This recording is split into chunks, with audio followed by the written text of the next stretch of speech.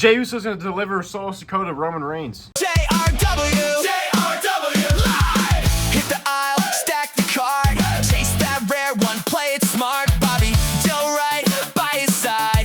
JRW live ride. JRW live, let's go. Toy hunting shows on the road.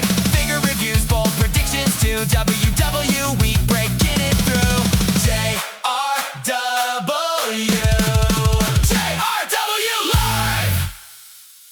What's up, Jared over here today, the weekly side review of Monday Night Raw. They kicked off the show with Solo Sikoa being in the crowd, acting like he's doing the Jey Uso yeet and everything. And he starts saying, "I'm in the right place, I'm in the right place," making fun of Jey Uso and everything like that. And then Jey Uso's music hits, he comes down to the ring while Solo's up in the crowd. They're yelling at each other, beefing and everything like that. And it ends up leading to a main event match with Solo Sikoa versus Jey Uso. If Solo wins, the Bloodline have to leave him alone. He says he's the happiest he's ever been and the most, like, this is the best he's ever been.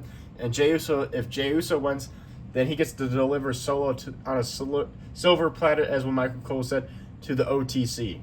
And then WWE announced there's a tournament of all these luchadors. They're going to fight in this tournament, and whoever wins faces Roman Reigns in Mexico City at Monday Night Raw for the World Heavyweight Championship. The first match of this tournament was Laredo Kid versus Penta. This match was pretty decent. Penta, though, picks up the victory, which I have a really good feeling that Penta's going to win this, so we're going to see Penta versus Roman Reigns in Mexico City. That's going to be absolutely awesome.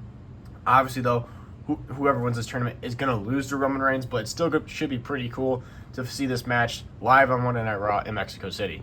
Then Austin Theory went one-on-one with Akira Tozawa, and this match was way longer than I actually thought it was going to be. It was way too long. Austin Theory picks up the victory over Akira Tozawa. No Otis, because apparently they have taken out Otis, a Vision. He's like out for a while. But Austin Theory picks up the victory. Then he grabs the steel chair. He was about to do what he did to Otis. Put him against that steel post and everything, and then here comes security and Adam Pearce. They stop him. They're too busy dealing with Austin Theory while Braun Breaker's in the ring. He's about to spear Akira Tozawa when Obafemi's music hits, because Braun Breaker still was pouting about how Brock Lesnar said he's the future of the WWE, Obafemi is. And Obafemi comes down to the ring. They go face to face. But before anything could happen, Adam Pearce security, there's a million different security and referees. Logan Paul holding back Braun Breaker. They're all holding back Obafemi and Braun Breaker. They're about to brawl, but they were not able to because there was so much security, so many referees. But when these two finally fight, it's going to be absolutely freaking awesome. I'm actually excited for this feud, and hopefully they don't fumble it. Then backstage, Braun Breaker runs into Paul Heyman, and he's like, "I have a question for you." And Paul Heyman's like, "Of course, ask me any question." He goes, "Do you truly believe Obafemi is the future?" And he goes, "I respect Obafemi because you saw what he did to Brock Lesnar. He said everything he was going to do to Brock Lesnar, and he did it." And then Paul Heyman said, and he goes, "Until you can prove me otherwise that I shouldn't respect Obafemi, I'm going to." Then we got to hear from Stephanie McMahon for the first time since she has returned, since the Monday Night Raw after WrestleMania, and then she returned last week. This is the first time we actually got to hear from her, and she pretty much said how she's been missing Monday Night Raw, missing the crowd and everything like that. Then Becky Lynch music hits. Becky Lynch comes down the ring, and they go face to face. They're kind of talking about back and forth about Becky Lynch pretty much says, he goes, "How you've been injured more than you have been on the main roster, even though you won the world title, blah, blah, blah. But this title is mine. I'm going after Liv Morgan." They kind of just beef back and forth. Who should be going after Liv Morgan? Who's better? And then out of nowhere from behind, Liv Morgan attacks Becky Lynch while Stephanie McMahon had already walked out of the ring. And then Becky Lynch was able to fight off Liv Morgan. Here comes Stephanie McMahon, and the two of them fight off Liv Morgan. Liv Morgan standing there all pissed off that she got beaten up. And then Becky Lynch and Stephanie McMahon face off again. And then Becky Lynch leaves, and Stephanie McMahon is the last woman standing in the ring. What I'm assuming is we're going to see maybe a triple threat of these three girls at Saturday Night's Main Event or at Money in the Bank. Then Dragon Lee went one-on-one with Dirty Dom Mysterio because Dirty Dom was pissed off at Rey Mysterio for not putting him in the tournament match to face Roman Reigns. He was disrespecting him, so Dragon Lee's like, "How about this? We fight tonight." Dragon Lee picks up the victory over Dirty Dom. Very surprising. Pins the AAA Mega Champion Dirty Dom. Beats him. He's celebrating. And then out of nowhere, here comes Big Cass once again, just like how he destroyed Javon Evans last week. He destroys Dragon Lee with a massive big boot, hitting his side like finishing slam move. And here comes Javon Evans. Javon Evans' music hits. He comes down to the ring ready to fight. He's giving it. He's punching at Big Cass, but it's not doing anything. Big Cass hits him with the big boot, lays him out, and Big Cass stands tall, stacking bodies, just like how he said last week. He's returned to stack bodies, and he doesn't care who you are. So he's taking out Javon Evans and Dragon Lee now.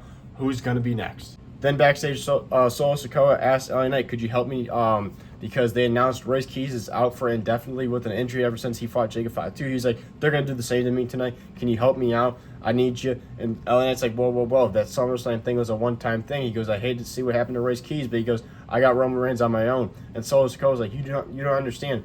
They're all going to be after you when you're facing Roman Reigns. We need to have each other's back. And LA Knight, so he goes, well, good luck tonight. But he goes, I'm on my own. Then Sol Ruca had a tag match with Roxanne Perez and Raquel Rodriguez. She didn't know who her tag team partner was, which Danhausen tried buying his way into this match, which he did not get. He was not the tag team partner of Sol Ruca. It was Io Sky. Io Sky and Sol Ruca defeat Roxanne Perez and Raquel Rodriguez in the tag match.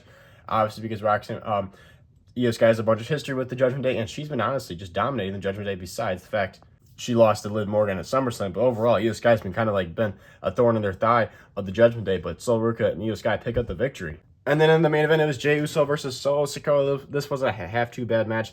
Honestly, I really don't like Jey Uso as a wrestler or at all, really. And this match was like, so if Jey Uso wins, he gets to deliver Solo Sikoa to Roman Reigns. And I don't know if that means he joins the Bloodline again, because if that's the case, it's really stupid. Solo Sikoa wins, which honestly, I never really liked Solo Sikoa, but him as this babyface has been really entertaining. And guess what they did? Jimmy Uso gets involved, and Jey Uso wins and defeats Solo Sikoa. So that means he's delivering Solo to Roman Reigns. I swear to God, if Solo rejoins the Bloodline and they're just trying to rebuild this Bloodline thing, it's not 2022, it's not 2021, it's not 2023. Nobody cares about this stupid Bloodline storyline anymore. And honestly, it's making WWE so miserable to watch. I could care less about Roman Reigns. I could care less about Jey Uso. I could care less about Jimmy Uso. I could care less. I loved Jacob Fatu. He's awesome. They've ruined him. Him being in the Bloodline, they've completely ruined him. Solo Sikoa on his own was so great. If they're going to ruin him as well. He's been great as on his own. It's really, really frustrating. I could care less about this whole entire family. The Bloodline family is the biggest cancer to professional wrestling. And I don't care what you think they are. It's so miserable to watch this family, especially Roman Reigns. And the bum Jey Uso who thinks he's some amazing wrestler. He's ass. But yeah, there you go, guys. That's the setup review of Monday Night Raw. Overall, this Monday Night Raw absolutely sucked. The main event was trash. The best part was the face-off between Braun Breaker and Olafemi, and also the Penta match was halfway decent, but the rest of it is so mid. So mid. I'm like, this storyline with the Vision and Akira Tozawa and Otis suck. Big Cass being back is kind of cool.